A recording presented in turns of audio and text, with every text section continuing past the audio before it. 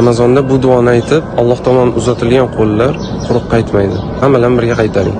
Allohumma innaka afuwun karimun tuhibbul afwa fa'fu anni. Bu istig'forda hozir ko'p aytishimiz kerak, chunki Ramazon 3 qismga bo'linadi.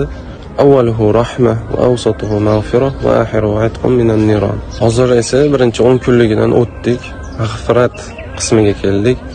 Bu vaqtdan foydalanib olishimiz kerak, ko'proq tavba qilishimiz kerak. Bir misol keltirilgan, cho'lda chanqoqdan joni uzilishiga oz qolgan inson suvni ko'rganda qanchalik xursand bo'lib ketsa, Alloh bir bandasi unga tavba qilganda undan-da ko'proq xursand bo'lib ketar ekan. Shuning uchun tavbani ko'paytirishimiz kerak, chunki bir o'ylab ko'ring, qiyomatda hatto yuzimizga qaramasdan qochib ketadigan odamlarni xursand qilish bilan umrimiz o'tib ketyapti. Tug'ilganimizdan hozirgacha rizqimizni berib kelib turgan, yuragimizni har bir urishiga ruxsat berib turgan zotni xursand qilishimiz kerak emasmi undan ko'ra?